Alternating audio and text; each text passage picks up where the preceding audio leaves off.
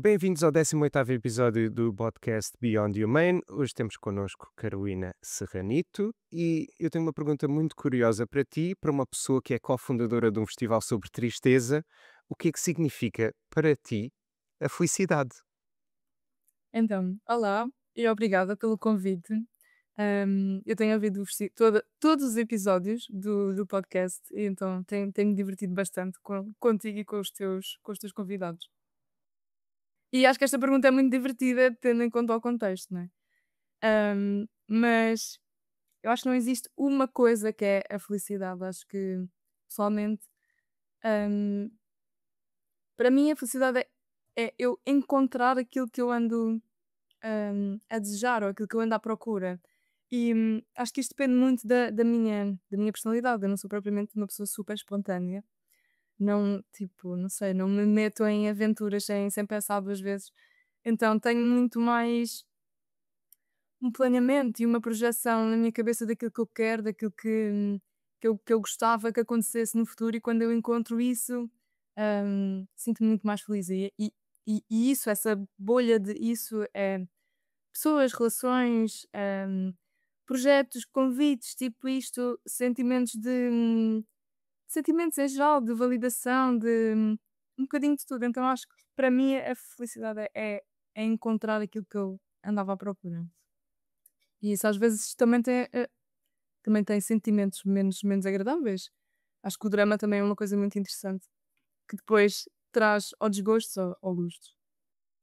Concordo, e eu acho que o drama anda muito mãos dadas com a felicidade neste caso e complementa-se muito um ao outro. Portanto, gostei dessa referência aí. Ah, Olha, eu queria perguntar-te uma coisa, porque eu fico extremamente curioso com isto. Antes de nós irmos para as perguntas a sério, e tu vais ter que te justificar com esta questão. Tu, em 2013, no Facebook, tu basicamente disseste que não recomendavas o Jardim Zoológico. Fizeste uma não recomendação ao Jardim Zoológico. E em 2014 fizeste um check-in no Jardim Zoológico. Portanto, eu gostava de perguntar o que é que mudou de um ano para o outro, para tu ires ao Facebook propositadamente e dizeres eu não recomendo o Jardim Zoológico, e em 2014 voltaste ao Jardim Zoológico. Pá, vou-te explicar uma cena. Em 2013 e 2014 eu tinha 16 anos. Portanto, já. E nessa altura eu tinha o hábito com umas amigas de secundária.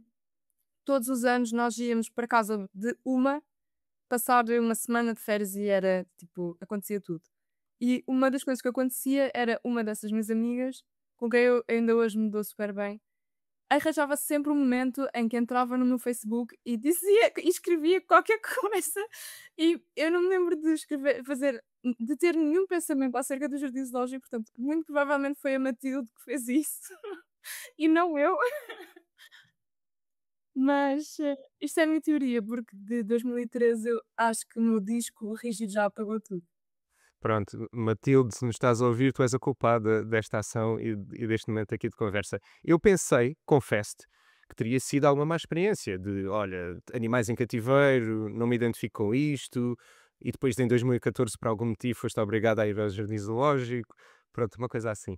É que nem me lembro da última vez que eu fui ao jardim zoológico, sinceramente, tipo, e eu não sei se tu estás familiarizado com o jardim zoológico, mas antigamente o que se ia fazer ao jardim zoológico era ir ao McDonald's que estava por cima dos crocodilos. Uhum, sei. Isso agora já não existe, mas é a última coisa que eu me lembro de ir fazer ao jardim zoológico, é tipo comer gelados, se calhar foi isso. Ir comer gelados ao McDonald's e ver os crocodilos. Pá, não me lembro mesmo de mais nada. Pronto, muito bom, é justo. Vamos seguir em frente e vamos deixar aqui este Mas que pensamento. skill de investigação. Pode ser, pode ser que a Matilde te mande mensagem sobre isto e nos possa elucidar. Isso Ah, justifica-se. Exato. Matilde, justifica-te, por favor. Ou defende qualquer coisa. Exato, qualquer coisa, qualquer coisa. Tens que agir aqui. Ah, Olha, relativamente àquilo que tu fazes, que são mil e uma coisas, e eu identifico-me muito com isso também, porque eu sempre fui uma pessoa de fazer mil e uma coisas ao mesmo tempo, e sempre recebi esta pergunta do, mas como é que tu tens tempo para fazer tudo? Porque eu acho que as 24 horas existem da mesma forma para toda a gente. Mas é mentira, não existem da mesma forma. E eu queria te perguntar um bocadinho a tua experiência desse ponto de vista. Tu és uma pessoa extremamente organizada, como é que tu geres o teu tempo? Tens um calendário, planeias as coisas, como é que funciona? Então, eu por acaso tenho uma lista de prioridades, na minha cabeça, que não estão bem reguladas, porque acho que há coisas que não deviam ser assim, mas o festival Triste para Sempre definitivamente é a minha coisa número um, e a seguir vem tudo o resto. Ok. E o pronto, não queria dizer isto assim, mas o meu trabalho provavelmente vem em terceiro lugar. Eu também estou numa relação, portanto diria que é festival, relação, trabalho e outras coisas que depois existem. Mas depende muito da urgência das coisas. Portanto, tenho uma agenda mental, tenho uma agenda no telemóvel e a minha semana funciona muito por reuniões. Tipo, vou ter reunião na quarta-feira à noite, vou ter reunião na sexta-feira para rematar as coisas que aconteceram na quarta-feira com outras pessoas, para passar as mensagens, tenho que ligar a alguém, tenho... nananana, pronto. E funciona muito por hum, níveis de urgência. É mais assim. Mas depois, ao mesmo tempo, tem a ver com os compromissos que eu assumo e, tipo, eu também ando no ginásio e eu tenho uma treinadora que é a pessoa que me salva, porque senão eu já tinha deixado de ir ao ginásio, quase certeza. E ela diz: terça-feira às 9. Eu, ok, terça-feira às 9 estou lá. E se eu falhar, ela dá-me porrada. Real. Pronto. Então funciona muito por compromissos tipo, faixas horárias que eu sei que estão reservados para certas coisas. Hum, e, por exemplo, a parte do festival, uma enorme parte do meu trabalho é estar ao telefone com pessoas, ligar a pessoas, fazer perguntas, escrever, passar a mensagem, voltar a falar. Pronto. O meu trabalho é muito isto, o cruzamento de informação entre pessoas, obter respostas, ter novas perguntas, ir. Pronto. E o meu trabalho, enquanto assistente de galeria, permite muito isso, porque há imensas horas mortas, há imensos períodos em que não se passa nada, mas depois há imensos períodos também em que eu tenho que fazer um acompanhamento muito próximo dos clientes e então gere-se, gere-se. E acabo por ser eu a ficar com este trabalho, porque até hoje eu tenho tido trabalhos, vá, normais, que me permitem esta flexibilidade horária. Mas como é que eu me organizo? É assim, é por urgências, é qual é que é o alarme que está a tocar mais alto na minha cabeça. Não é que eu seja super organizada, mas acho que depois de tu trabalhares e depois tu ires ao ginásio, depois tu ires à psicóloga e depois tu ires fazer as coisas que tens de fazer para os teus projetos, também tens uma necessidade enorme de falar com um amigo, ir ver a tua mãe, estar com o teu parceiro e é um bocado, acho que não me orgulho muito, mas é mesmo por qual é que é o alarme que está a soar mais alto. E tu? Tem todo o sentido. Olha, tu tocaste aí em psicóloga e eu acho que isso foi um bocado quem revolucionou a minha vida, porque eu tenho que pensar no ano, mas talvez 2009. Não, 2010 acho eu, talvez. Eu estava super overwhelmed com tudo, porque nessa altura eu tinha faculdade, ah, tinha uma relação e relações de amizade, que são uma coisa bastante intensa também. Tinha dois projetos culturais, salvo erro, que tiravam muito do meu tempo também, e eu não estava a conseguir fazer nada dessas coisas. Ahm, e então eu pensei, ok, eu preciso de ajuda aqui com alguém, ou neste caso a minha mãe até, que até me motivou mais nesse sentido, e então eu fui a uma psicóloga que foi extremamente útil, porque foi uma pessoa que nós falámos inicialmente, ela percebeu, ok, tu não tens aqui nada muito urgente para resolver do ponto de vista de problemas com pais, ou problemas com traumas, ou coisas assim, mas tens aqui um problema que é tu não consegues gerir estas prioridades, nem consegues gerir o teu tempo. E então o que ela me deu foi mecanismos que eu aprendi para conseguir gerir as prioridades e tempo, coisas que eu uso até hoje. Portanto, estamos em, vamos dizer que nos estará a ouvir, felizmente será em 2025. Exato. E eu uso esses mecanismos até hoje e funciona um bocadinho como tu disseste. São listas de prioridades. O que eu faço quando eu sinto que estou. Eu normalmente meto tudo no calendário, tudo. E quando eu digo tudo, é responder ao Pedro. Responder uma mensagem de uma coisa qualquer que já não respondi há 2 semanas. Eu meto isto no calendário para amanhã, por exemplo. porque E percebo, ok, já passou. não te dá mais crise, porque a mim dá-me um bocado de crise eu ter que anotar tudo, ou seja, dá-me um bocado de crise tudo se tornar numa tarefa. Eu percebo. Eu percebo o que é que estás a dizer. Às vezes, talvez, às vezes o que eu sinto que tenho que fazer, e faço isto também com alguma regularidade, diria pelo menos, sei, 3 em 3 semanas, ou uma vez por mês de certeza, é eu faço uma lista de tudo aquilo que tenho para fazer, onde incluo, lá está, esta mensagem a esta pessoa, e começo a pôr prioridades sobre isso. E meto a vermelha, a coisa mais urgente, que tem que ser feita, depois a laranja e depois a verde. Normalmente são estas as cores que eu uso. E às vezes o que eu faço, isto foi um truque que a própria psicóloga me deu na altura, que é, imagina, tens uma tarefa que é urgente, é vermelha, e deve ser feita o mais rapidamente possível, mas é uma tarefa que me vai demorar 15 horas, vai-me demorar muito tempo, é uma coisa de trabalho, é uma coisa que exige muito tempo. E tenho uma tarefa das verdes que vai demorar 2 minutos, porque é a tal mensagem. Então o que ela diz, ou o que ela dizia para eu fazer na altura, era para intercalar, fazer, não ir só para a urgência do vermelho, mas fazer um verde de vez em quando, porque vai-me tirar pressão de cima. Ou seja, sim, eu percebo, é um bocado overwhelming ter tanta tarefa listada, mas ao mesmo tempo ajuda-me ter essas tarefas simples listadas, ir lá e check, fazer, porque algumas delas em 20 minutos estão feitas, faço 5, por exemplo, e depois já sinto, ok, tipo, já fiz 5 coisas, uau, sinto-me bem. Pois, eu às vezes sinto que, se eu fizer tantas listas, depois quebro a minha própria satisfação com as coisas, porque, se eu tiver que dizer, ligar à minha amiga, depois ligar à minha mãe, depois ligar ao meu irmão, depois ligar aos meus avós e dizer que eu quero ir lá almoçar, parece que as coisas perdem a sua naturalidade, perdem a sua essência de relacional e se tornam também tarefas, e é mais aí que parece que eu entro em crise.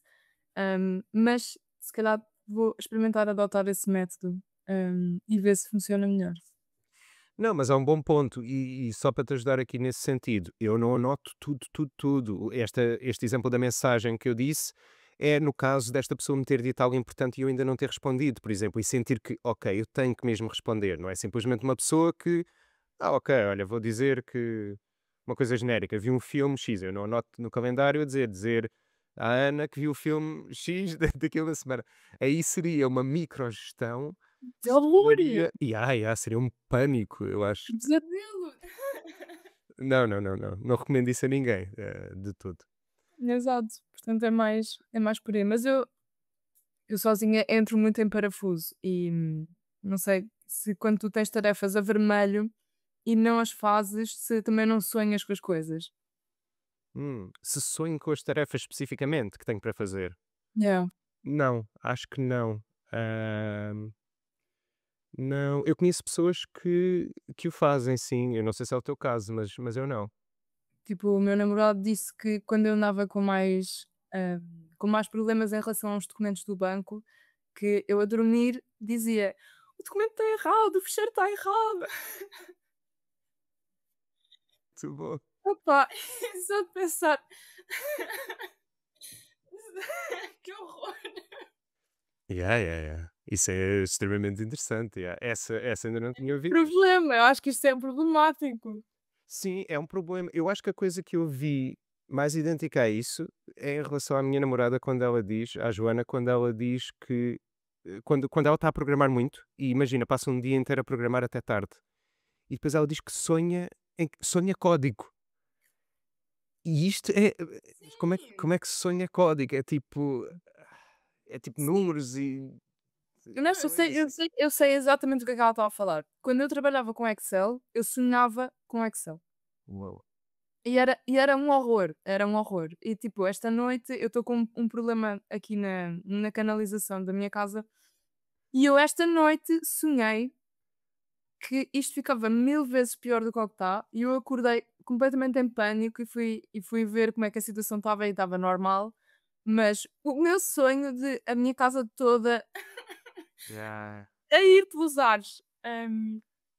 Interessante, interessante. Não, eu não tenho muito isso, mas percebo. Ok.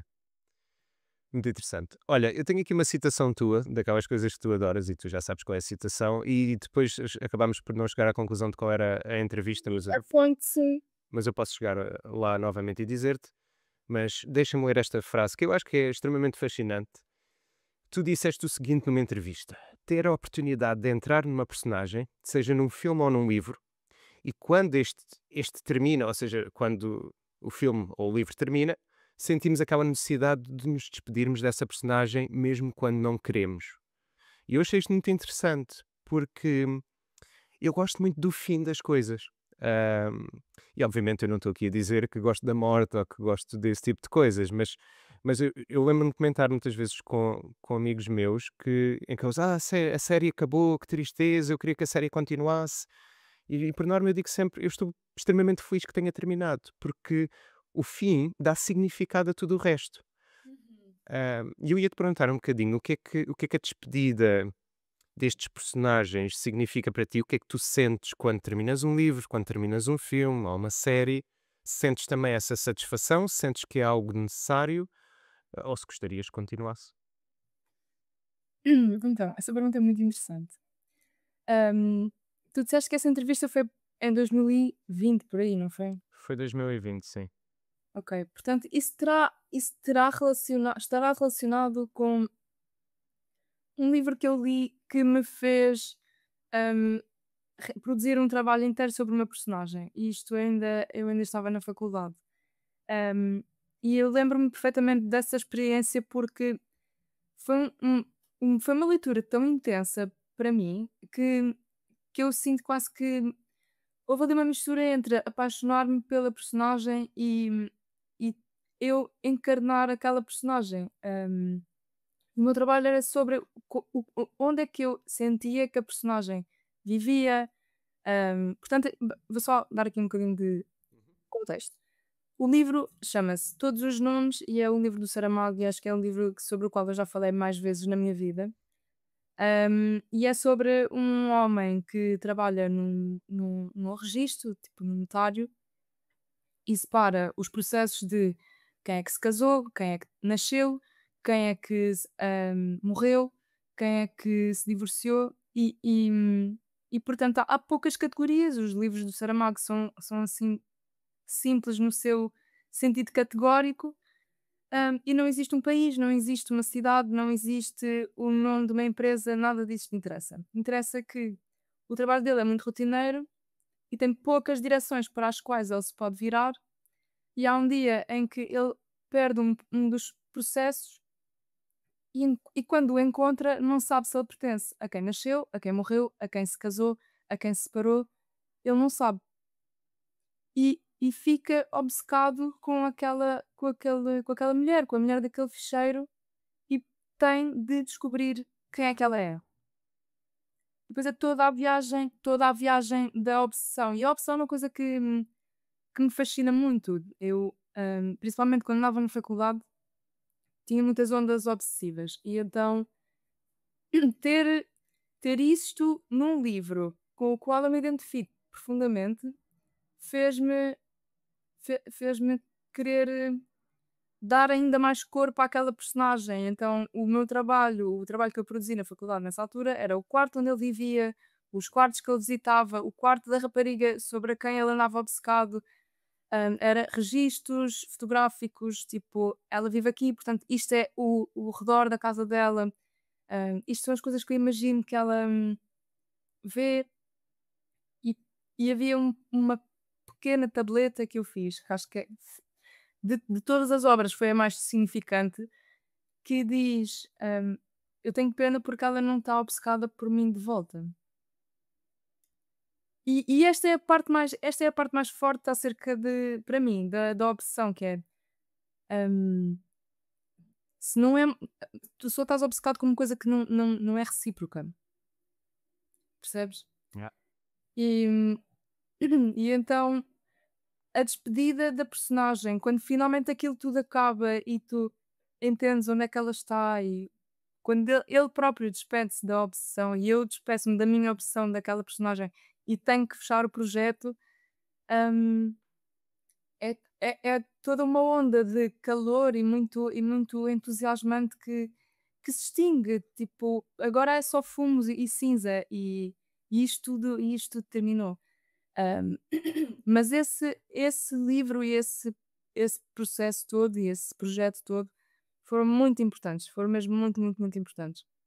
Então, sei exatamente o que é que eu me estava a referir, não sei em que entrevista é que eu falei sobre isto, O Barreto, mas encontrei agora.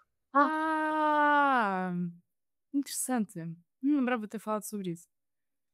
Mas mas pronto, mas tem a ver com isto. E como é que eu sinto essas despedidas?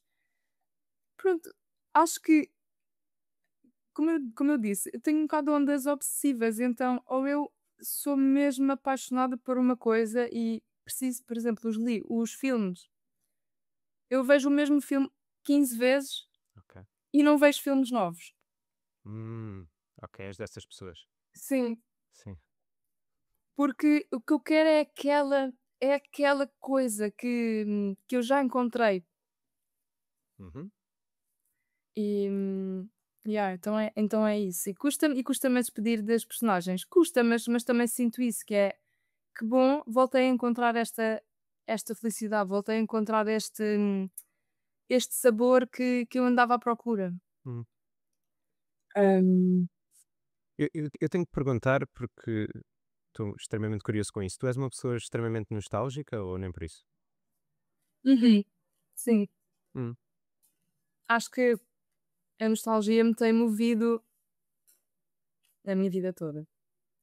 Acho que até a pintura é um exercício nostálgico, porque a pintura não existe sem olhares para trás, sem olhares para o que é que significa pintar, o que é que significa deixar imagens, o que é que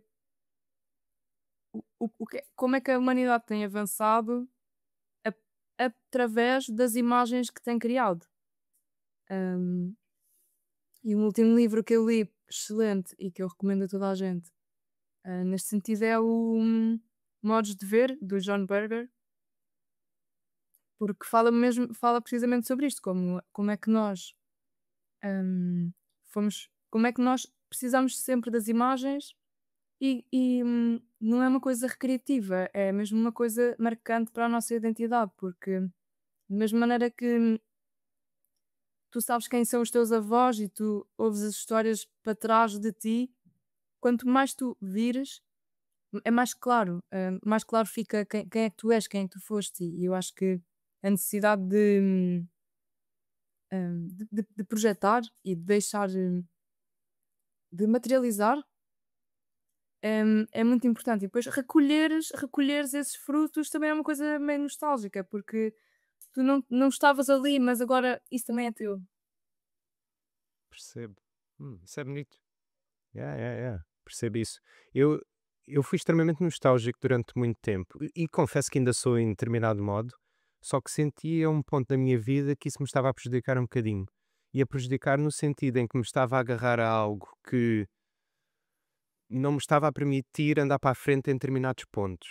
E eu sei que estou aqui a ser demasiado abstrato, mas, por exemplo, no que toca, tu deste o exemplo dos filmes, que vês os filmes muitas vezes e que vês menos filmes novos porque estás a revisitar os outros. Por exemplo, nesse ponto, como eu sou uma pessoa, eu sou extremamente curioso e eu sinto que tenho que adicionar sempre qualquer coisa extra à minha vida. E às vezes são coisas que não fazem sentido, isto acontece. Ou seja, começo a explorar um estilo musical só pelo a vontade de explorar e depois chego à conclusão do ok, isto não vale a pena, isto não é para mim ou eu não gosto muito disto. Isto aplica-se a N coisas, tanto que eu no restaurante, por exemplo, tenho um hábito que é completamente idiota, que é eu tento pedir sempre a coisa mais estranha que tiver no menu. Ok. E o que é que acontece? 90, 80% das vezes eu não gosto dessa coisa. Isto é muito comum. Mas depois conseguir ao oposto, que é indo a um restaurante que já fui várias vezes, peço sempre o mesmo prato. Mas eu acho que isso faz imenso sentido. E, por exemplo, impressionava muito mais pela negativa se tu me dissesses: vou sempre a um restaurante diferente e peço sempre caril de gambas. Em todos os restaurantes, até descobrir o melhor e o pior. Mas há pessoas que são assim também. Verdade, verdade. Hum, há pessoas que vão onde quer que seja e pedem um bitoque bem passado. Exato. Exato. Yeah, yeah, yeah. Vão a um restaurante japonês e pedem um bitoque. Vão a um restaurante indiano e pedem um bitoque. Yeah, para ver qual é o melhor bitoque. Qual é que é o melhor bitoque para não correr o risco de não gostar de uma coisa nova? Exato, exato. Se calhar o meu pai é um bocadinho assim, se eu pensar nisso. Mas não vamos por aí. Ah, No que toca à culinária, eu até gosto bastante de arriscar, mas é porque é diferente, é diferente. Não sinto que a comida me transporte para essa parte do meu cérebro. ok. Eu tenho algumas associações assim, por acaso, de nostalgia. Eu acho, por exemplo, McDonald's é um desses casos, porque não há razão nenhuma, a nível pessoal, para comer, seja o que for do McDonald's, por gosto específico. Este hambúrguer sabe tão bem. Exato, acho que há 50 milhões de outras alternativas bem melhores a nível de paladar para quem quiser comer, não só vegetariano, mas carne também. Mas eu sinto que quando isso acontece, que é muito, muito raramente, eu sou transportado um bocadinho para o João quando era novo e ia ver o Rei Leão ao cinema e comia um Happy Meal. Yeah. Yeah, isso é giro. Por acaso eu tenho uma história engraçada com nostalgia e comida que a minha família, da parte do meu pai, é do Alentejo e a minha avó comprava sempre tipo uns biscoitos, daqueles biscoitos secos, de batata doce. E então aquilo tem um sabor super específico, mesmo super específico que eu não encontro em mais nada, não é parecido com ferraduras, não é parecido com nada, não é aquele gosto a canela que uma pessoa pensa quando pensa em biscoito. E a minha avó faleceu e eu nunca mais comi aquilo. E há uns anos, sei lá, há 2 anos ou assim, o meu irmão chegou, eu cheguei à casa dos meus pais, que eu já não estava lá a viver nessa altura. O meu irmão diz-me: "Olha, tens que provar isso, mas tem cuidado". E eu: "O quê?". E eu provo e comecei a chorar imediatamente, porque sabia exatamente aqueles biscoitos e levou-me para esse sítio. Uau, E isso é raro para mim. uau, muito interessante. Yeah, yeah, yeah. E percebo, sim, percebo perfeitamente. Porque há muita coisa que também foi perdida com a morte da minha avó, porque a minha avó cozinhava muito e cozinhava muito bolos, especificamente, e bolos, bolachas, este tipo de coisas, que era uma pessoa extremamente gulosa. Não vou dizer que continuou nas outras gerações, porque eu não sou nada guloso. E, e claramente isso perdeu-se porque apesar, a minha mãe faz muito menos esse tipo de coisas e a minha mãe ficou uma mulher moderna e saudável nos últimos 20 anos, portanto deixou de fazer bolos que tenham imenso açúcar e esse tipo de coisas. É uma mãe amêndoa. Sim, também, sem dúvida. Engraçado. Sem dúvida. Portanto, uma coisa interessante. Olha, falando aqui de um tema muito mais alegre, que é a morte. Sim, não, que é a morte. Portanto, sim, exato. Mas nós vamos falar isto de uma forma alegre, que é, e está relacionado com isto que acabámos de falar, na verdade. Eu tinha uma família muito grande quando era novo, principalmente do lado da minha mãe. Era muita gente e passavam muito tempo em nossa casa porque eu cresci e vivi com os meus avós maternos, já referi isto algumas vezes no podcast. Portanto, era muito comum haver uma prima da minha avó que vinha visitar, o irmão da minha avó que vinha visitar também. Portanto, havia sempre muita gente a entrar em casa da família. E o que aconteceu com o decorrer dos anos, naturalmente, é que as pessoas morreram. Pronto, é um processo natural. Eu acho também porque a maior parte dessas pessoas já era mais velha e eu sempre fui um bocadinho a criancinha mais nova desse lado da família, e então, pronto, essas pessoas naturalmente foram para outro mundo. Ou seja, eu fui confrontado com a morte desde muito novo e muito habituado a. Olha, morreu a tua tia, não sei quem, morreu o teu tio, não sei o que mais. E aquilo tornou-se, eu não vou dizer uma coisa banal, porque a morte nunca se torna banal, mas tornou-se um processo natural de, ok, alguém morreu. Uma cena normal. E eu ia-te perguntar um bocadinho qual é a tua relação com a morte e de que forma é que tu vês isto. E também, se achas que deveria, se calhar, haver uma preparação diferente, porque eu sinto que, enquanto criança, nunca fui, ok, as coisas aconteciam e a morte ocorria, mas nunca fui propriamente muito bem preparado para, olha, a morte significa isto, ou funciona desta forma. Eu acho que a morte é uma coisa que é muito deixada ao gosto do indivíduo, ou não gosto, mas à experiência da pessoa individualmente. E não há nunca, se calhar, uma preocupação em explicar socialmente que isto é natural e se calhar temos de tentar olhar de um ponto de vista mais positivo, que a pessoa foi importante para nós e que irá continuar a viver nas nossas memórias se falarmos dela e tal, porque eu conheço muita gente que perdeu pessoas e deixou de falar dessas pessoas, porque lhes custa, porque lhes dói. E ao fazer isso, em certa medida, não estão a prolongar a vida dessas pessoas, porque deixaste de falar delas. Portanto, ia-te perguntar um bocadinho como é que é a tua relação e experiência com isso, se quiseres partilhar, claro. Então, hum, eu acho que ao contrário de ti, eu tive a sorte de só ter passado pela minha primeira experiência de luto quando eu tinha, pá, aí 21 anos ou assim, portanto, já já crescida. Hum, mas eu acho que a questão da morte, mais especificamente sobre a tua pergunta, a questão da morte, como é que se explica que as pessoas morrem? Nós sabemos desde sempre que as pessoas morrem. Nós quando és criança, explicam-te: "Olha, o cãozinho morreu, o hámster morreu, não sei o quê", e tu vais percebendo que acho que a primeira crise das crianças é, "Mas mãe, mas tu também vais morrer?" E os pais chega todos os pais têm um momento em que têm que explicar isso. E quando tu começas a perceber o que é que significa ser criança e o que é ser velho, tu percebes a diferença, que é eu estou muito perto da vida e ele está mais longe. Então acho que nós temos assim uma certa ideia do que é que significa morrer, ou do que é que significa os outros morrerem. Portanto, acho que não consegues explicar melhor do que isto. Morte é a coisa mais natural de sempre.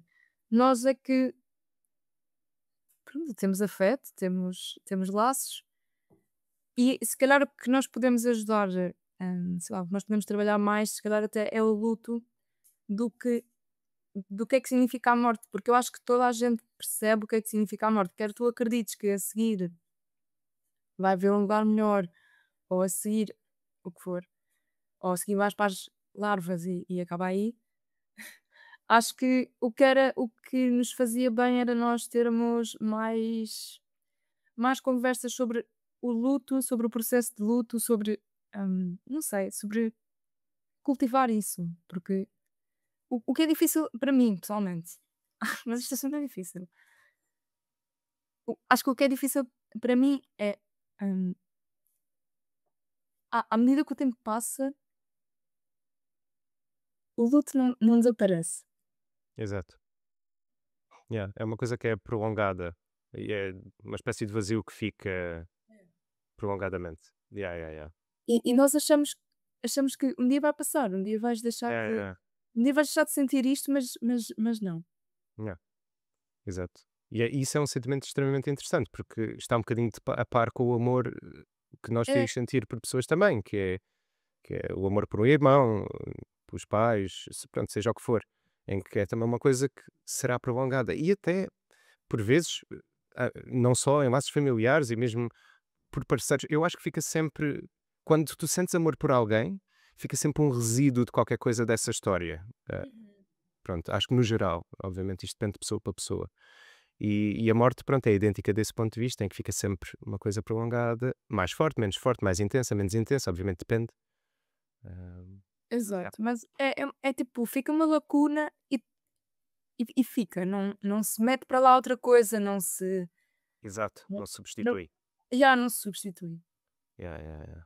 Isso é um bom ponto. E se calhar muita gente, pronto, vive um bocado nessa questão da ilusão de que dá para substituir um dia e um dia eu vou ultrapassar isto e se calhar lá está muito preso ao que tu disseste que é importante, que é aprender a viver com. Ah, é se calhar o ponto aqui mais fulcral. Eu acho que sim, eu acho que para mim, mas depois depende muito de cada família, e de cada Claro. pessoa, de como é que, porque há tradições e acho que além mais que tradições, há tipo rituais. Por exemplo, agora no 1 de novembro, que passou agora, eu gosto muito do hábito de ir à terra dos meus avós e ir ao cemitério.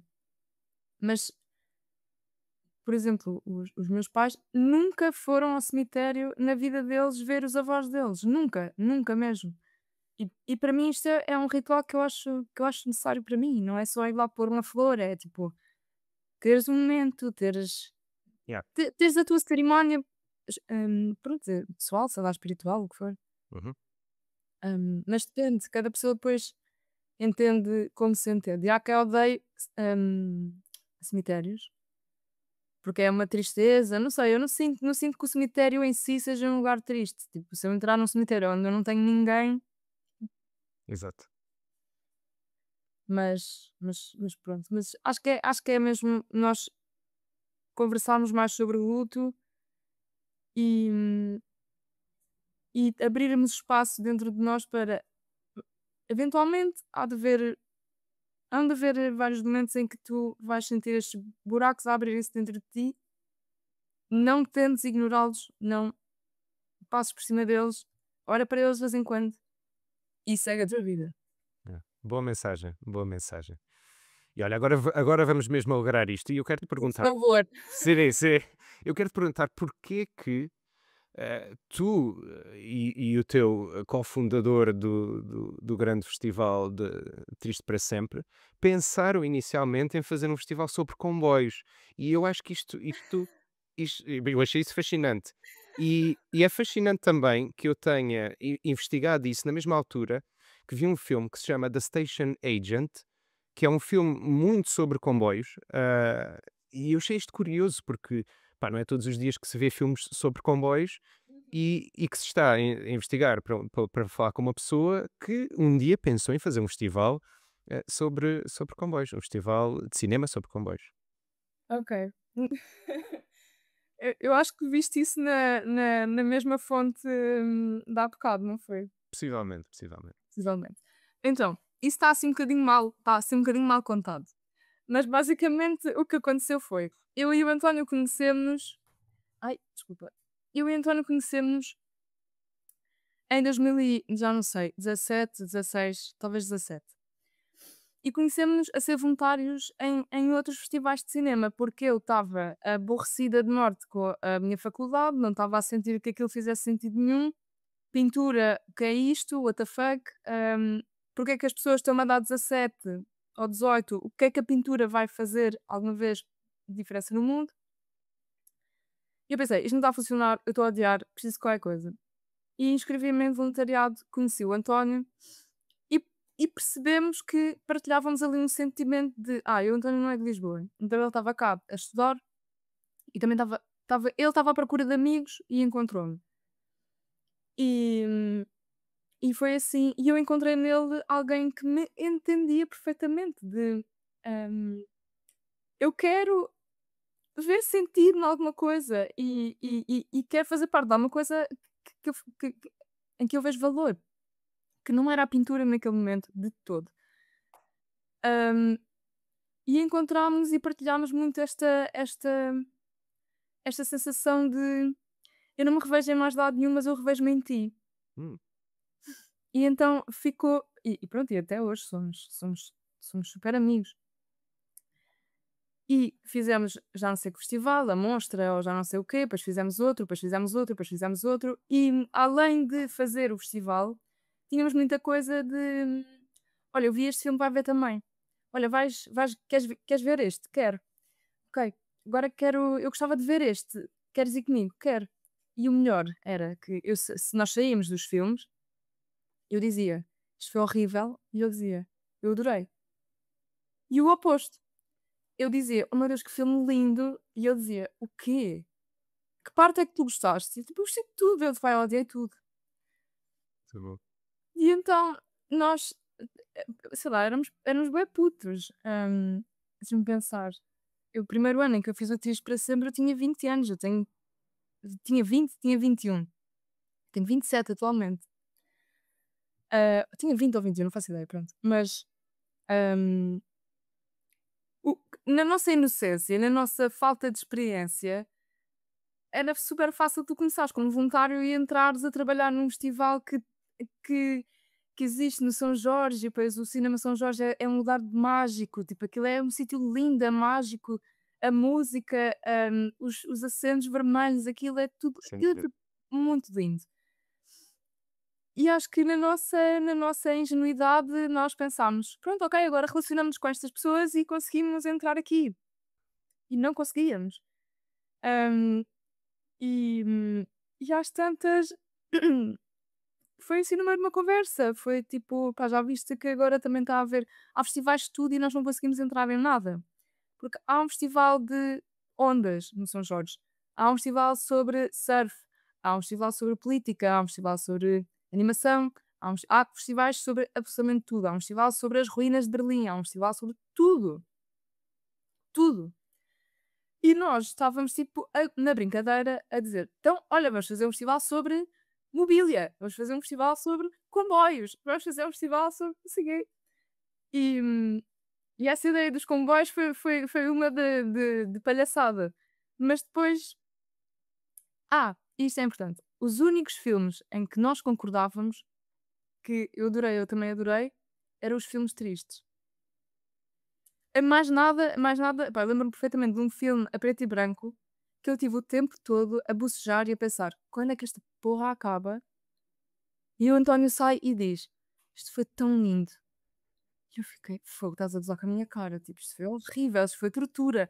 E depois voltou a passar o filme e ele perguntou-me: eu não tenho companhia, queres ir comigo?" Eu disse: "Não, não, eu vou contigo ver essa porcaria outra vez." Mas sempre que era filmes tristes, nós concordávamos, tipo, isto foi bem bonito. E então, daí surgiu a temática da tristeza.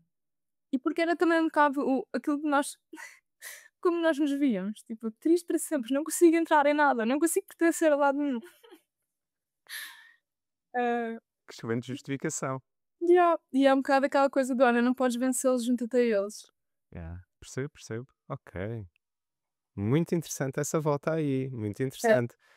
Porque eu achei que o festival tivesse. Pronto, ok, está relacionado obviamente com o facto de vocês gostarem de filmes tristes, mas não sabia dessa ligação aí de tentar entrar em festivais e todo esse caminho que vocês percorreram aí. Eu acho extremamente fascinante que vocês, não concordando, ou raramente concordando com os filmes, tivessem mantido.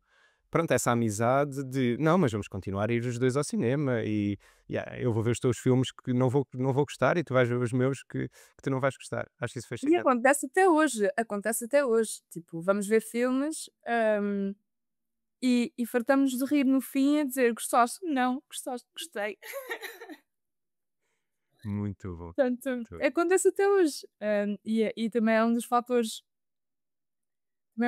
que tem mais piada, né, nesta amizade que já é bastante duradoura. Hum, percebo. Muito bem, muito bem. Olha, eu queria partilhar aqui contigo, vamos fazer aqui uma espécie de intervalo, partilhar algumas curiosidades, coisas que tenham surpreendido por aqui. Nós fazemos sempre isto em todos os episódios. Eu vou ser muito breve na coisa que me surpreendeu esta semana. Eu ontem estive, e já te disse isto há bocado, não especificamente isto, mas a ação em si. Eu estive reunido com alguns amigos ontem, à noite, e um dos temas que nós estivemos a falar foi relativamente com sonhos. Como é que cada um de nós sonhava e que tipo de coisas sonhava. E então, a curiosidade pessoal que eu trago é: eu não me lembro nunca de ter sonhado a cores, eu lembro-me sempre de sonhar a preto e branco. Isto é extremamente interessante, eu acho. Portanto, não há cores nos meus sonhos, ou pelo menos não tenho memória de cores. Não tenho memória de língua, de linguagem, porque uma das perguntas foi: em que língua é que tu costumas sonhar? Porque, pronto, como falo inglês e português diariamente, e eu disse: eu não me lembro de falar nunca. Ou seja, as ações acontecem, e há comunicação, mas para mim não é claro se foi inglês, se foi português, se foi seja o que fosse. E a terceira curiosidade em relação aos meus sonhos é o facto de eu não sei exatamente quando é que isto começou, mas tem pelo menos 10 anos. Eu vou-te dizer que 99% dos meus sonhos, só para não dizer mesmo 100%, são em cenários pós-apocalípticos.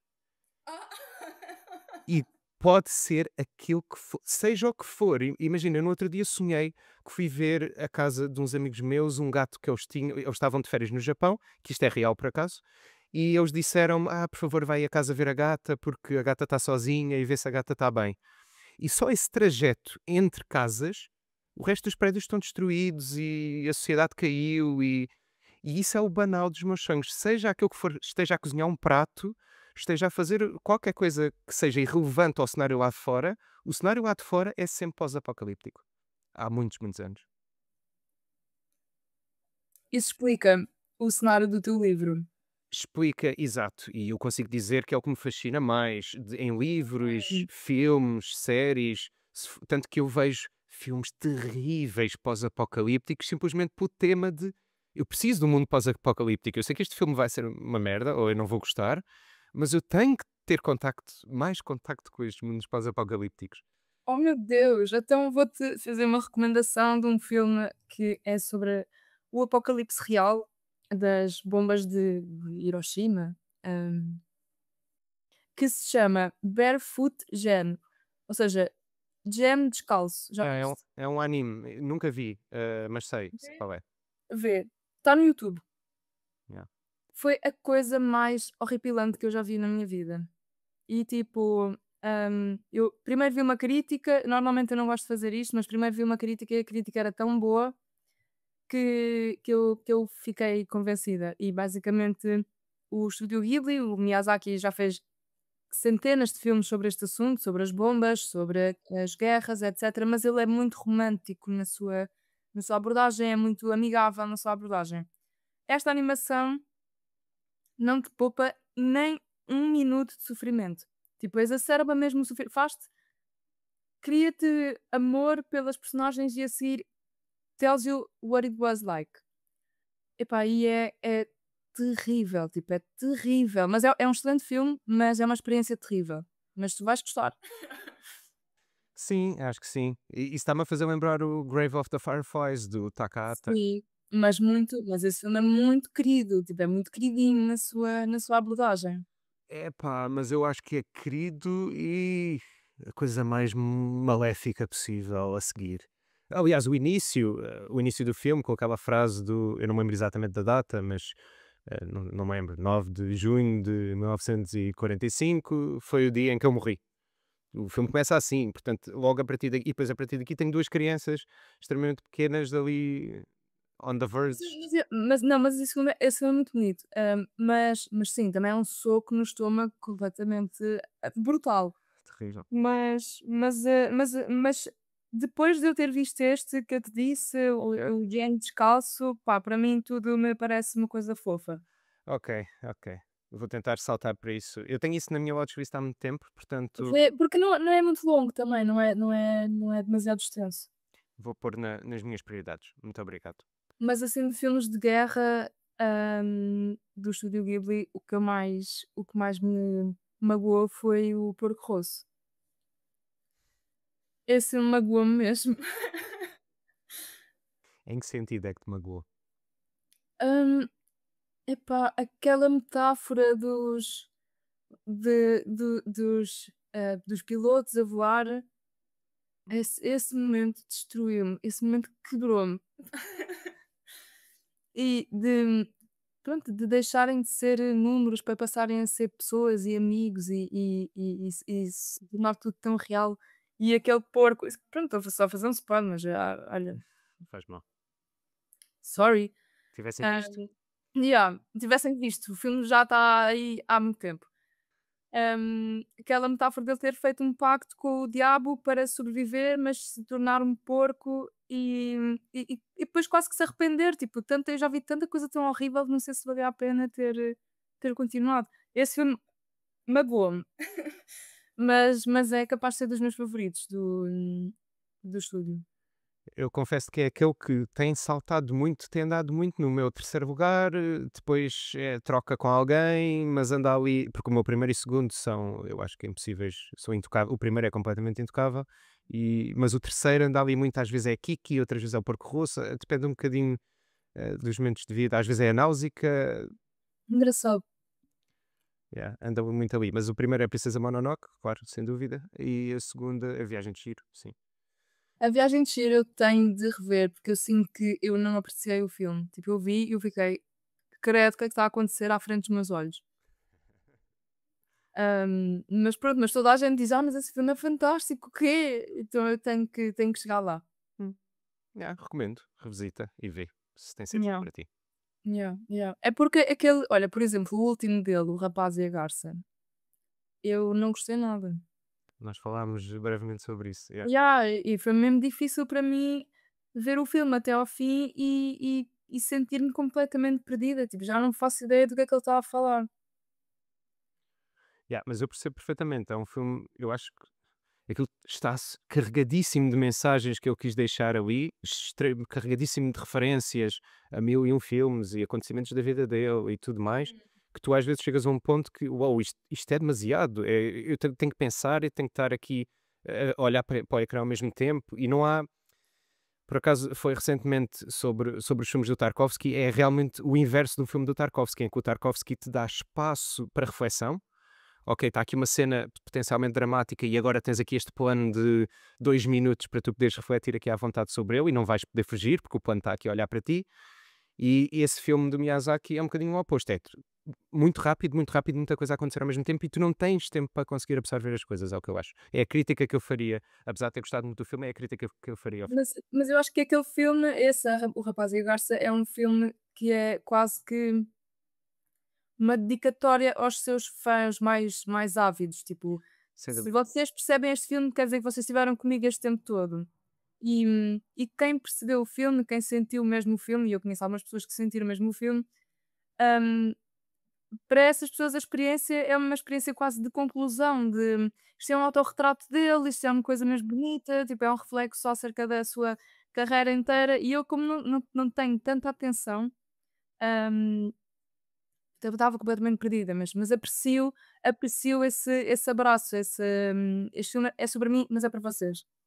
Exato, exato. Foi muito assim. E eu acho que isso é interessante do ponto de vista de autor, que é não pensar comercialmente de, ok, como é que isto vai vender? E aliás, isso é uma coisa muito japonesa no geral, e o Miyazaki tem muito essa identidade, que é, eu vou fazer a minha coisa e vou tentar transmitir a minha mensagem. Quem conseguir apanhar a mensagem ou quem se identificar com ela, tudo ok. Quem não se identificar, há outras coisas que vocês podem ver. Tudo ok. Exato, exato. Eu aprecio mesmo muito. Acho que ele é dos artistas, dos autores, dos realizadores da nossa geração. Acho que mudou completamente o rumo do cinema, mudou completamente o rumo de tudo e temos muita sorte em assistir a um espólio tão grande e a um espólio presente que ainda se desenrola à frente dos nossos olhos. É fantástico. Sem dúvida. Sem dúvida nenhuma. Queres partilhar connosco alguma curiosidade Também específica? tenho e também é um filme, por acaso.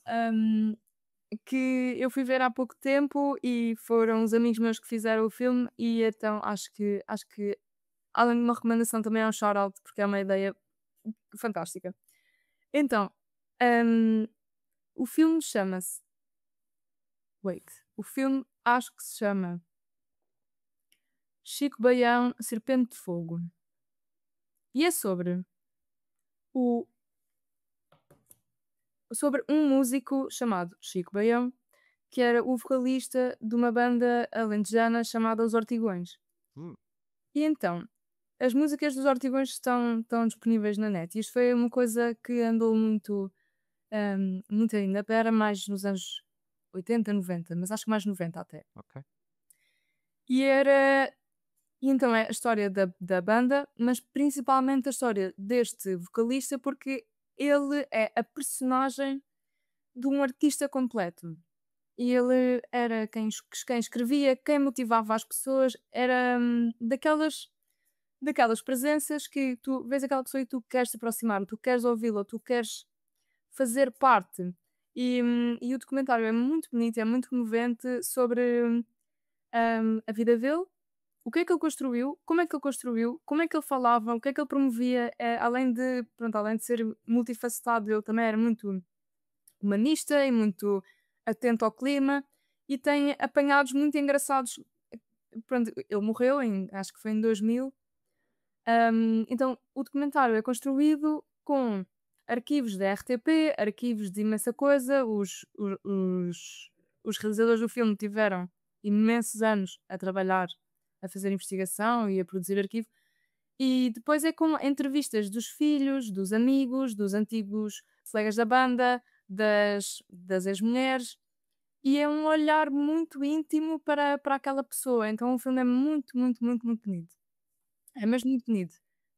E teve em exibição no Alentejo, eu acho que em breve, portanto, em breve, no passado, já que estamos em março de 2025, hum, irá ser exibido em Lisboa também. Mas eu acho que deve dar para procurar, para falar com eles diretamente, é escrever Chico Bem é um documentário e entrar em contacto com eles para ver se dá para ver o filme.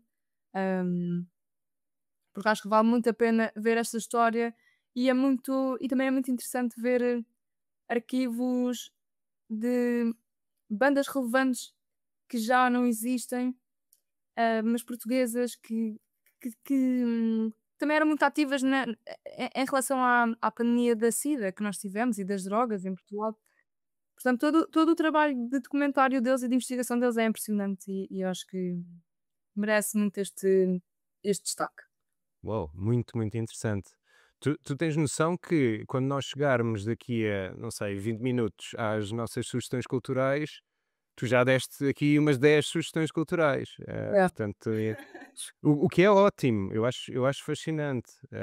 E acho que esta partilha foi extremamente útil porque são coisas que às vezes não chegam ao público e precisam de É. chegar. São coisas Precisa de únicas. chegar, precisa de chegar. São coisas independentes, são coisas raras e são produções, de uma micro atenção sobre uma coisa que é muito importante e que se vai perder na história se isto iria se perder na história, se estes miúdos não decidissem: Exato, "Vamos dedicar-nos a isto". exato.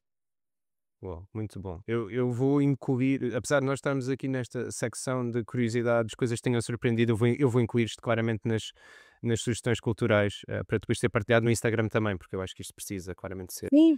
integrado aí. Ahm, Olha, uma pergunta um bocadinho mais esotérica. E eu acho que isto é um debate um bocadinho interessante, que é o facto de o que é que são as coisas que unem as pessoas umas às outras.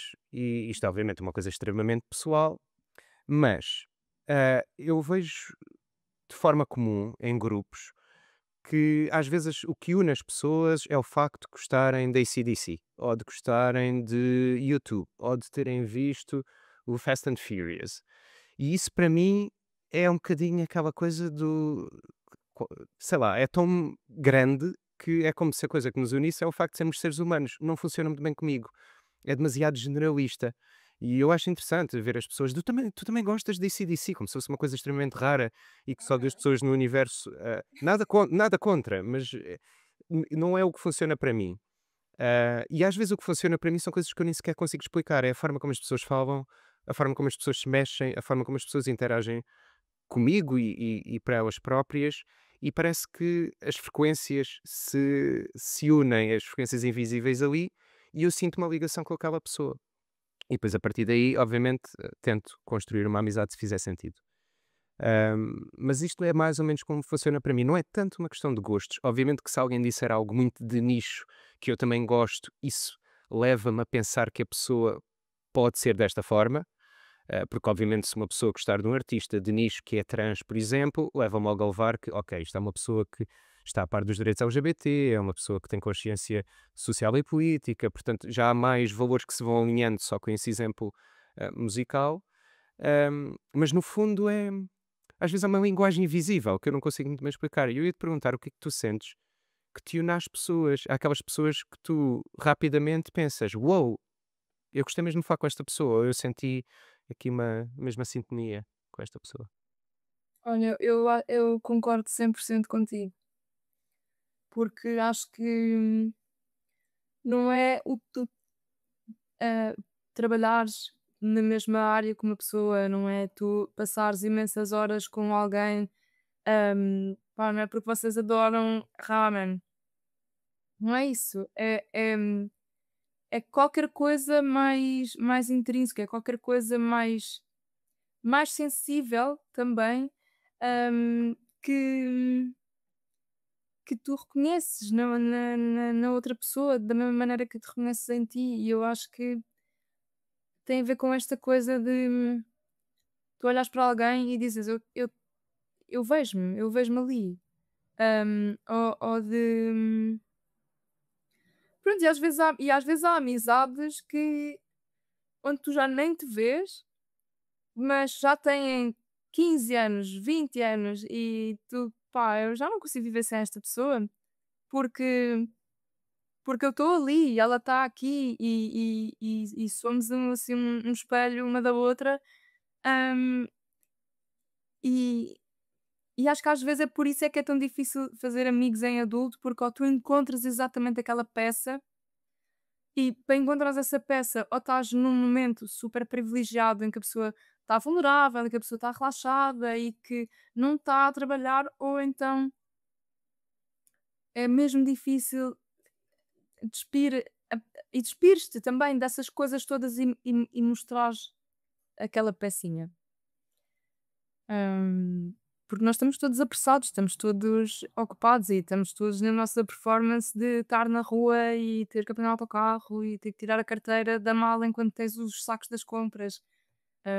E é muito mais difícil estar disponível para ouvir alguém. Eu sinto muito isso, de pá, não quero conversar, tipo, são 8 da noite, eu não quero conversar aqui para casa.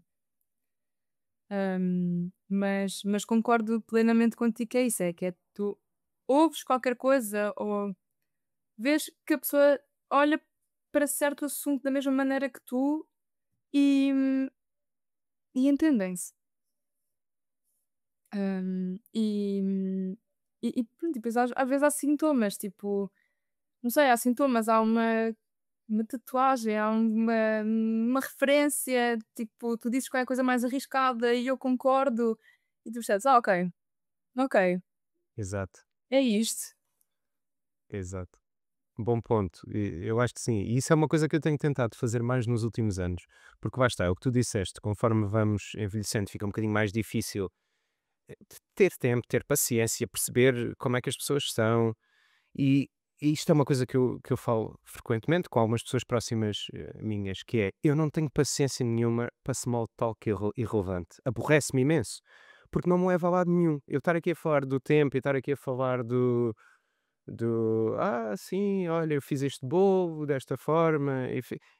Esta small talk que não me leva a lado nenhum, com pessoas que não são próximas, para mim aborrece-me imenso, porque está-me a fazer perder tempo se eu conseguir perceber se aquela pessoa é potencialmente interessante ou não. E eu não tenho interesse nisso, porque para small talk desse género eu vou falar com os meus amigos. E Pois. vamos falar sobre o tempo e sobre cenas genéricas, se for preciso, porque ao menos já é uma pessoa que eu estou confortável e sei que estou aí à vontade.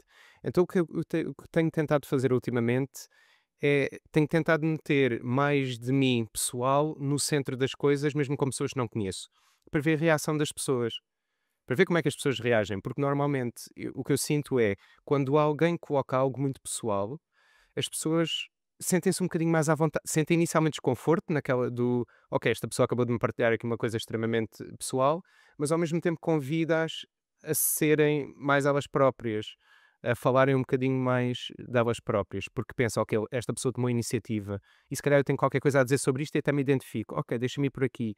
E muito mais rapidamente estás a falar de assuntos muito mais diretos e pessoais do que aquela conversa do sim, eu trabalho em IT e trabalhei 3 anos nesta empresa. E eu acho que isso diz muito pouco de quem é a pessoa.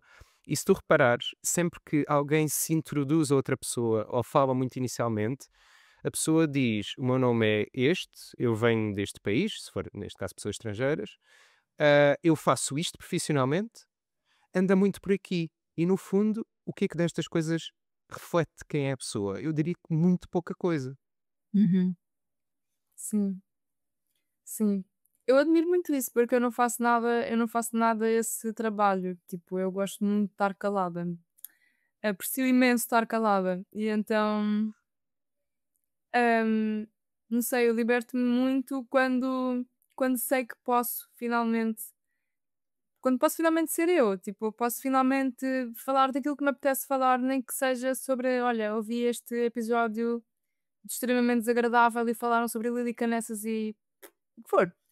Mas não faço esse exercício de vou-me disponibilizar mais e esperar receber mais disponibilidade porque é um trabalho, é tal coisa, é uma tarefa da lista mental eu neste momento não tenho mesmo disponibilidade para isso, e até falo muito disto na terapia, que é, custa muito eu saber que, não consigo introduzir-me a mais coisas, porque eu não vou ter disponibilidade para as manter, então nem sequer as vou começar. Mas isto é um mau estilo de vida, tipo, isto prejudica-te mentalmente. Claro. Mas aprecio muito que tu faças isso, acho que isso é essencial. Acho que também foi por causa disso que nós começámos a falar mais no dia em que nos conhecemos. Uhum. Sim, eu acho que sim, e também, obviamente, pela forma como tu estavas disponível e reagiste também, é também um bocado por aí. E, claro, o meu grande amigo João Raposo, que é uma pessoa que não se cala no bom sentido da coisa, atenção, nada crítica.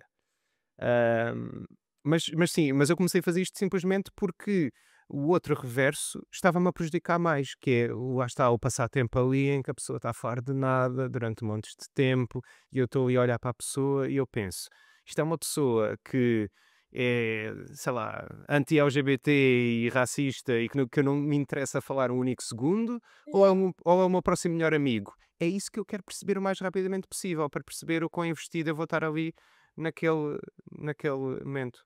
Ah, Tenho uma pergunta para ti também. pergunta. Quando tu encontras alguém que tu percebes que pá, tem tendências racistas, tem tendências transfóbicas, tem tendências homofóbicas, tu és o tipo de pessoa que gosta de iniciar uma conversa e tentar perceber as motivações por trás disso e tentar demover a pessoa das suas ideias, ou tu vais-te só embora? Hum. Olha, depende muito do contexto, ou seja, vamos dizer que eu estou num grupo de amigos e há essa pessoa nova, que pode ter vindo por parte de alguém e que começa essa conversa. Eu diria que isso é uma situação. A outra situação seria, não sei, ocasionalmente conhecer alguém porque estou num concerto e alguém começa a conversar ou uma coisa dessas. Eu diria que isso são 2 situações, diferentes. A segunda é mais fácil descartar e eu aí acho que tento descartar, porque eu não tenho attachments nenhuns a esta pessoa e se a pessoa começa a conduzir a conversa daquele ponto, para mim é ok, ok, ok, até cortar o laço, muito simples. Se for inserido num grupo de amigos, ou seja, se houver uma ligação entre mim e esta pessoa, ou se houver alguém no meio, eu aí tento compreender um bocadinho e tento fazer aqui um bocadinho o contexto. Mas também não depende se faço durante muito tempo ou não. Depende um bocado da reação do outro lado. Se eu percebo que, ok, isto é uma pessoa, e quando eu digo, vou dizer genérica, e quando eu digo genérica é no sentido que não fez o trabalho de casa de investigar realmente o que é que significa ser trans, por exemplo, porque eu já me deparei com muitas pessoas assim, não fazem mínima ideia. Então vêm as notícias, os títulos, e levam aquela narrativa. E depois eu começo ali a aprofundar a conversa e percebo, ok, tu não fazes a mínima ideia o que é que significa ser uma pessoa trans. Portanto, ok, eu quando percebo isso tento, vamos dizer educar, mas se calhar ir um bocado nesse caminho, tento explicar um bocadinho e vou vendo a reação da pessoa. Se a reação da pessoa for, não fazia ideia, ou sério que isso é assim? Ok, eu continuo a puxar porque vejo, ok, à esperança desta pessoa conseguir perceber que a coisa é um bocadinho diferente. É claro que com o racismo a coisa já é diferente, porque eu diria que o racismo é menos misterioso no sentido do que é que será, as pessoas têm uma noção mais clara, e normalmente Olha que eu a discordo. sério? Sim, Ok, tipo, a minha experiência com pessoas que são, pá, tendencialmente racistas, às vezes é de um fundo ainda mais ignorante do que os outros, em que as pessoas acreditam que o racismo é uma coisa circunstancial e não estrutural. ok, percebo.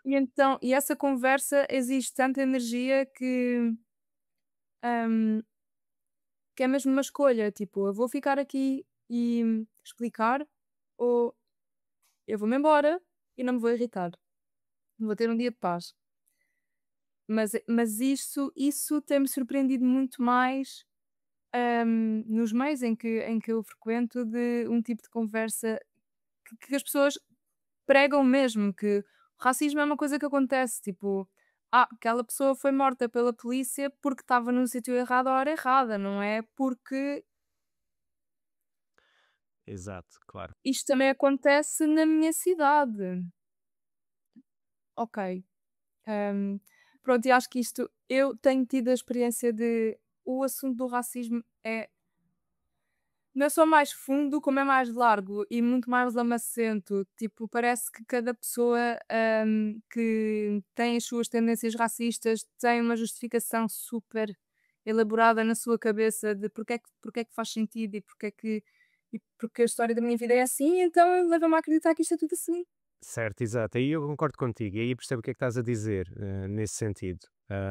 Sim, normalmente ou baseiam-se por experiência pessoal que possam ter tido, ou experiência próxima de alguém, Não. ou há alguma situação em que viram, como essas que tu estás a dizer, sítio errado, hora errada, essas coisas assim. Claro, como se fôssemos, se fosse eu um homem branco, se fosse a mesma coisa. Obviamente, infelizmente, não seria. Seria tratado de forma diferente, acho, na maior parte dos casos. E isso é uma tristeza gigantesca porque não há diferença nenhuma entre as pessoas. E tipo, e negar que isso é real, para mim é mesmo um indicativo de eu não quero falar com esta pessoa, honestamente. Tipo, não me apetece falar com esta pessoa Claro, porque, claro. pá, é um bocado frustrante, é demasiado frustrante. Mas, sei lá, consigo-te contar que no ano passado tive uma experiência complicada de debate, porque eu organizei uma mostra de um filme acerca do Alcinde Monteiro. Uhum. Sim.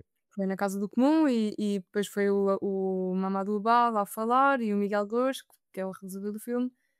E foi um debate impressionante, porque o filme tem cerca de 1 hora e meia e o debate teve 1 hora.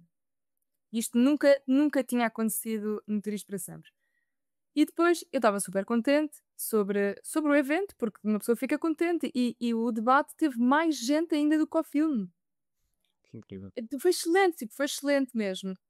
E depois eu contei isto a uma pessoa e a pessoa respondeu com: eu não gosto nada do Mamadou Ba, acho que ele é um incendiário e acho que ele provoca metade das coisas que critica.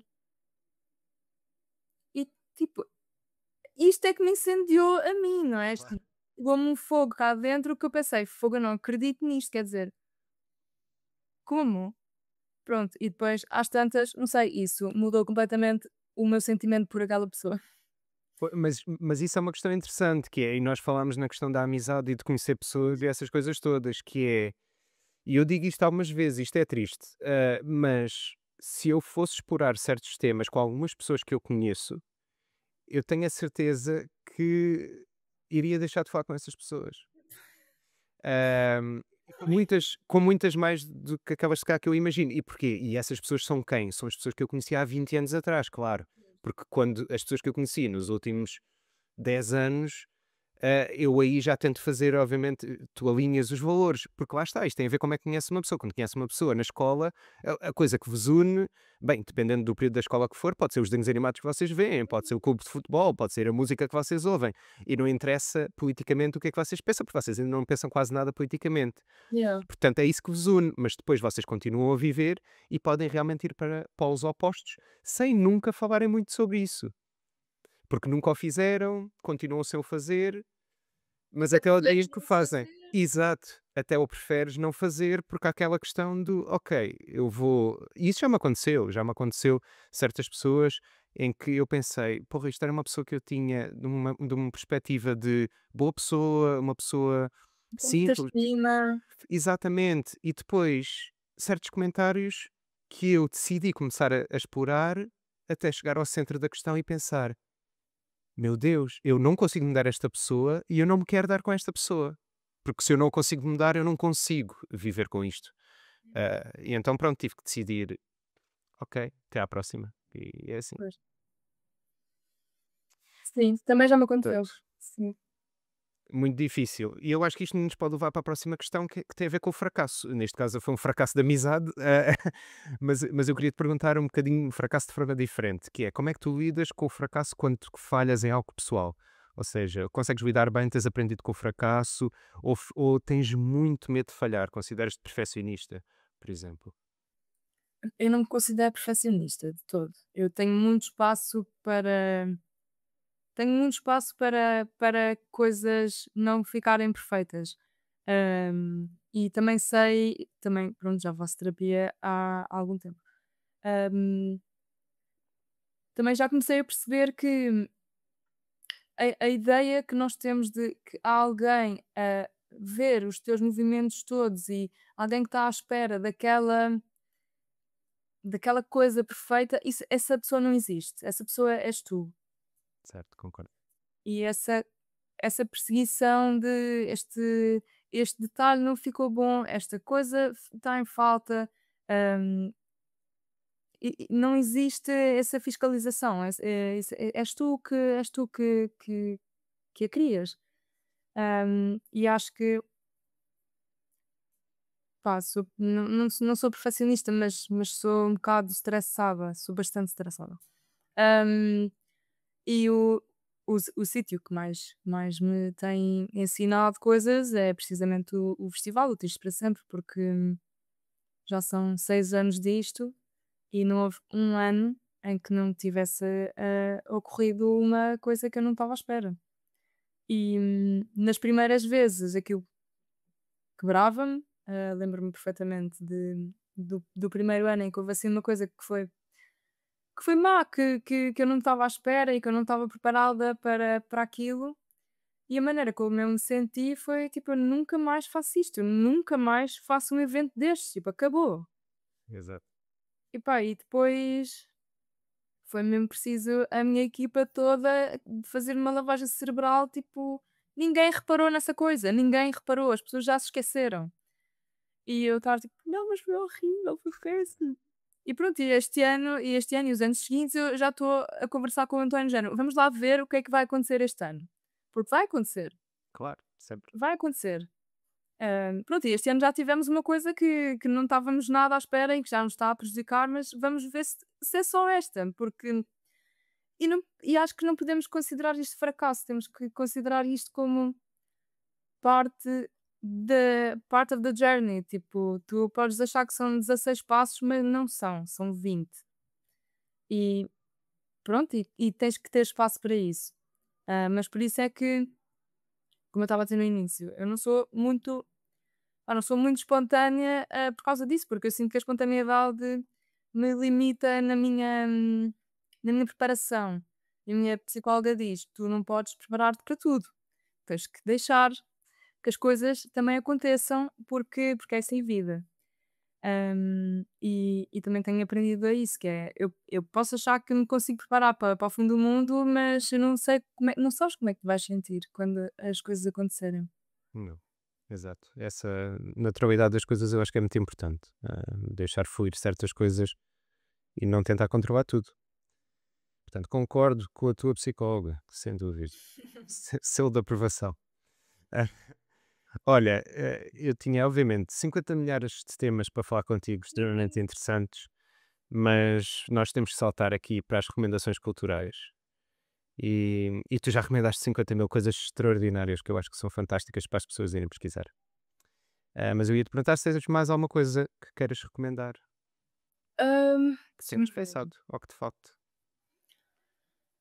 Acho que tenho que recomendar o livro da. Ai, como desculpa, deixa-me ver. Eu tenho aqui o livro ao meu lado. Da Bell Hooks, Uhum. este livro icónico que é o Tudo sobre o Amor. Pronto, este livro tem sido muito badalado nos últimos tempos e acho que é um livro muito importante, porque é sobre uma nova. Tentar educar as pessoas sobre o amor é uma coisa muito revolucionária. E uma educação à base do amor e um olhar para o mundo com amor e tu olhares para ti próprio cheio de amor. Está aqui alguém na rua aos berros, não sei se estás a ouvir. Estou, e toda a gente vai estar a ouvir também, mas nós garantimos que nós não estamos a fazer mal a crianças. Pá, não sei o que é que está Isto, a passar. isto não é culpa nossa, portanto, é exterior este podcast. É, se calhar a mãe desta pessoa precisa de ler este livro. Isso. Mas pronto, mas é uma coisa bastante revolucionária.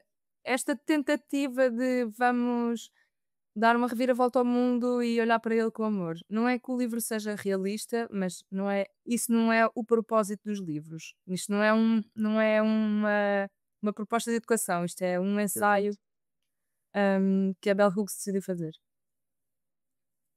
Portanto, essa é a minha recomendação. Tenho que ler. Eu conheci o livro, mas ainda não li e anda aqui, acho que mais dia menos dia, acho que vai entrar nas minhas escolhas de leitura. Tenta, tenta, é bonito. É, tem fases. Tens fases em que tu dizes, oh meu Deus, isto é completamente. Isto nunca vai acontecer, mas ao mesmo tempo é bom pensar nisto. Hum, Interessante. E a tua? E a tua recomendação? Olha, eu tenho aqui, na verdade, duas recomendações e a primeira recomendação é um livro também.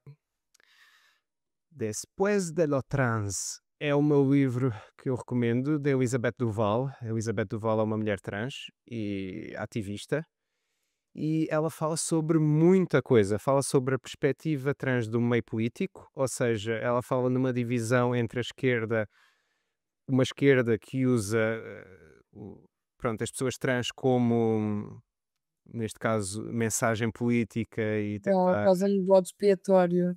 Exato, exatamente. E ela fala muito sobre o quão cansada está de ser ativista, o quão cansada está de ser a bandeira dessa esquerda, e depois, pronto, fala de uma outra esquerda que é mais genuína e que realmente se preocupa mais sobre os problemas LGBT e tudo mais. Ela fala muito sobre a experiência dela, enquanto mulher trans, fala muito sobre Espanha, ela é espanhola, fala muito O sobre. livro está em espanhol? Este livro que eu tenho é espanhol, sim. Eu comprei a versão espanhola porque, por recomendação de um amigo meu, eu lia tudo em inglês na minha vida, tudo, tudo, tudo. E este amigo meu disse: pá, o que tu estás a fazer é um erro porque estás a perder parte de. Quando é traduzido, estás a perder a parte da fonte das coisas.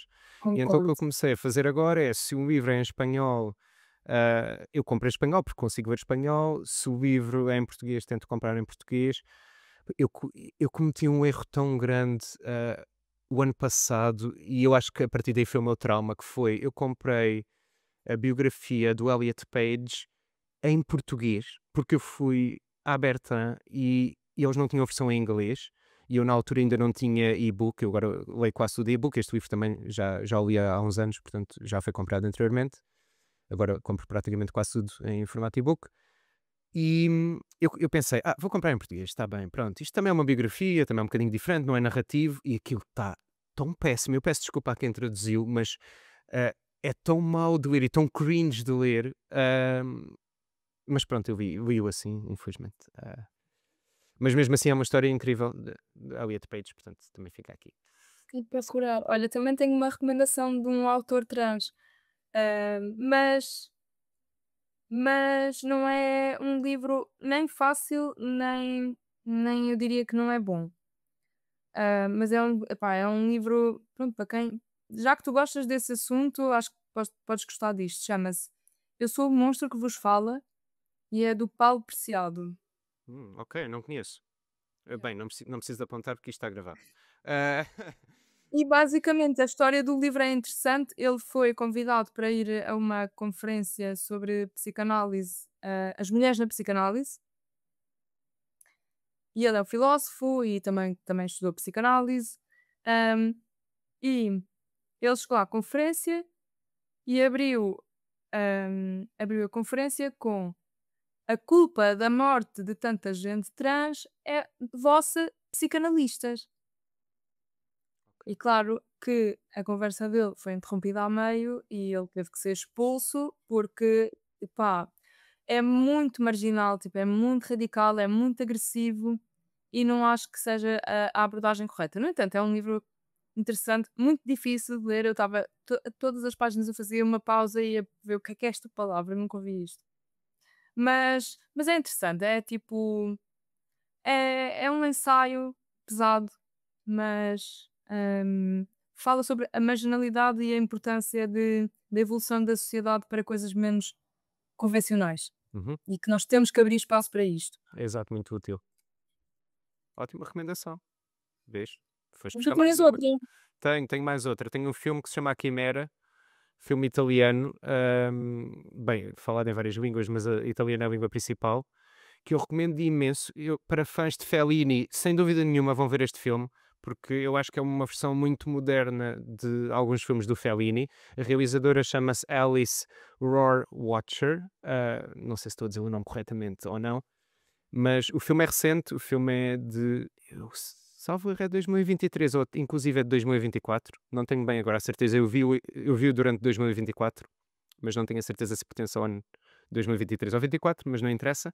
Mas é um filme extremamente interessante sobre um homem britânico que está a viver em Itália, que sai da prisão, e ele foi para a prisão porque o que ele faz de profissão é roubar artefactos antigos, com um grupo que ele tem. Ou seja, é muito.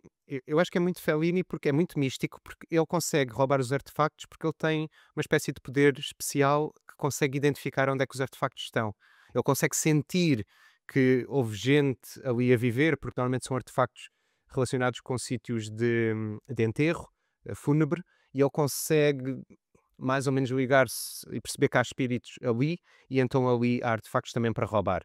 E então ele faz parte desse grupo criminoso, onde roubam esses artefactos, depois tem que fugir da polícia, mas aquilo tem muitas questões sociais, muitas questões filosóficas, muito a Fellini, eu acho, que é divertido, mas ao mesmo tempo mete-nos a pensar, e ao mesmo tempo leva-nos para aquele reino da fantasia espiritual super interessante.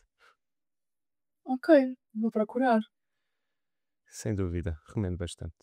Portanto, Carolina, muito obrigado. Obrigada, foi uma ótima conversa, gostei muito.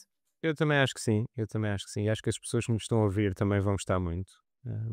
Não vou tanto falar da minha parte, mas da tua parte, sem dúvida, extraordinária. Olha, gostei muito. Obrigada pelo convite, foi muito divertido. De nada, agradeço muito a partilha e até à próxima. Até a próxima, tchau.